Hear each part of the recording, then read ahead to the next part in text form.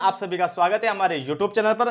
तो आज हम बात करने वाले हैं कुछ खाद्य पदार्थों की, जैसे कि हम रोटी खाते हैं, हम पूड़ी खाते हैं, हम पकोड़े भी खाते हैं, हम भटूरे भी खाते हैं, इसके अलावा हम ब्रेड भी खाते हैं। तो आपने देखा होगा कि ये हल्के हल्के फूले फूले होते हैं। जैसे कि रोटी और पूड़ी को तो आपने स्पष्ट रूप से देखा होगा, भटूरे को भी आपने देखा होगा कि वो फूल जाते हैं। इस प्रकार से वो मोटे आकार में गोल मटोल से हो जाते हैं। तो इनके पीछे की मुख्य वजह क्या होती है, बस इसी जानकारी को देखने के लिए आप इस वीडियो में बने रहेंगे अंत तक। और अगर आप हमारे चैनल पर नए हैं तो चैनल को सब्सक्राइब कर लें, बेल आइकन को प्रेस कर लें ताकि ऐसी वीडियो का नोटिफिकेशन सबसे पहले आपको मिल सके। तो चलिए हम बात करते हैं रोटी की, पूड़ी की और भटूरे की। तो जो रोटी, पूड़ी और भटूरे होते हैं, इन तीनों के पीछे मुख्य कारण क्या होता है फूलने का? तो दरअसल इनके पीछे की मुख्य वजह होती है कार्बन डाइऑक्साइड गैस, जिसे हम बोलते हैं CO2 गैस। तो ये कार्बन डाइऑक्साइड गैस होती है, इनके कारण ये फूल जाती है। अब ये फूलती क्यों है? तो ये इसलिए फूलती है क्योंकि जो एक प्रकार से अनाज होता है, या फिर हम कह सकते हैं कि जो गेहूं होता है, उसके अंदर एक प्रोटीन पाई जाती है बिल्कुल लचीली, जिसका नाम होता है, या तो हम लासा कह सकते हैं या फिर ग्लूटेन हम उसको बोल सकते हैं। ये एक प्रोटीन होती है जो हमारे गेहूं में पाई जाती है।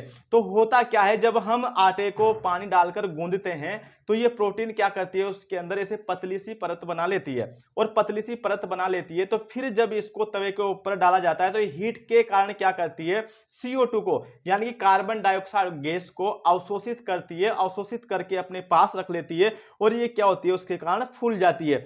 तो जो एक प्रकार से रोटी होती है, पूड़ी होती है या फिर भटूरे होते हैं, इनके पीछे का मुख्य कारण क्या होती है, आपकी CO2 गैस। इसी के कारण ये फूलती है। अगर हम बात करें पकोड़े की, तो आपने ज्यादातर देखा होगा कि जो पकोड़े होते हैं, पकोड़े भी क्या होते हैं, एक प्रकार से फूल जाते हैं। तो अधिकतर तो पकोड़ों में ये होता है कि देखो इनके पीछे भी मुख्य वजह वही होती है CO2 गैस की, लेकिन इसके अलावा एक और वजह भी होती है, जिसका नाम होता है, एक पाउडर होता है जिसको हम बोलते हैं बेकिंग सोडा, या उसे कहा जाता है खाने वाला सोडा, या फिर हम कह सकते हैं उसको सोडियम बाइकार्बोनेट। ये एक प्रोडक्ट होता है जिसको हम मार्केट से लाते हैं, सोडा होता है, जिसको क्या होता है हम पकोड़े में डाल देते हैं। और जैसे ही हम पकोड़े बनाते हैं तो पकोड़े क्या होते हैं, फूल जाते हैं। अब वो भी क्यों फूल जाते हैं, तो मैंने क्या कहा कि इसके पीछे भी वजह क्या होती है, कार्बन डाइऑक्साइड गैस। अब ये कार्बन डाइऑक्साइड गैस पकोड़ों में आती कहां से है? जैसे कि गेहूं के अंदर तो कहां से आई थी, जो गेहूं की रोटी थी, पूरी थी, एक प्रकार से भटूरे थे, तो वो तो आई थी उसकी प्रोटीन से, उसने अवशोषित किया था कार्बन डाइऑक्साइड गैस को। उसी प्रकार से जो पकोड़े होते हैं, इसके अंदर हमने सोडा डाला है, जिसका नाम क्या है आपका, बेकिंग सोडा,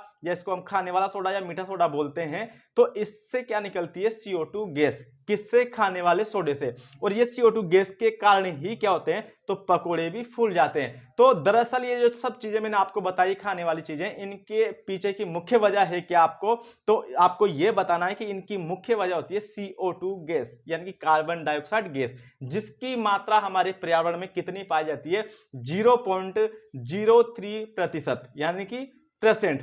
इसके अलावा जैसे कि आप लोगों ने कोल्ड ड्रिंक तो पी होगी, जो कोल्ड ड्रिंक हम पीते हैं उस कोल्ड ड्रिंक में भी कौन सी गैस होती है, तो उसमें भी होती है CO2 गैस, यानी कि कार्बन डाइऑक्साइड गैस। अब ये CO2 गैस कोल्ड ड्रिंक में क्यों डाली जाती है? क्योंकि जो कोल्ड ड्रिंक होती है, आप सभी जानते हैं, कोल्ड ड्रिंक का मतलब भी होता है एक प्रकार से कोल्ड, यानी कि ठंडी।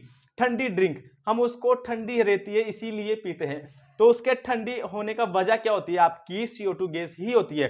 क्योंकि CO2 गैस क्या करती है, आपकी ठंडक प्रदान करती है, यानी कि प्रशीतक के रूप में ये यूज की जाती है। तो जितनी भी कोल्ड ड्रिंक्स होती है उनमें भी CO2 गैस निकलती है। और जितने भी आपके खाद्य पदार्थ होते हैं, जैसे कि छोला भटूरा पूड़ी होती है आपकी, है ना, इसके अलावा आपके ब्रेड होते हैं, पकोड़े होते हैं, ये भी क्यों फूलते हैं, तो ये भी CO2 गैस के कारण ही फूलते हैं। तो आई होप कि आपको ये जानकारी अच्छी लगी होगी। अगर ये जानकारी अच्छी लगी तो अपने दोस्तों के साथ भी जरूर शेयर करें। और हमारे चैनल पर अगर आप नए हैं तो चैनल को सब्सक्राइब कर लें, बेल आइकन को प्रेस कर लें ताकि ऐसी वीडियो का नोटिफिकेशन सबसे पहले आपको मिल सके। थैंक यू, स्वस्थ रहो, मस्त रहो, जय हिंद, जय भारत। मिलते हैं नेक्स्ट वीडियो में।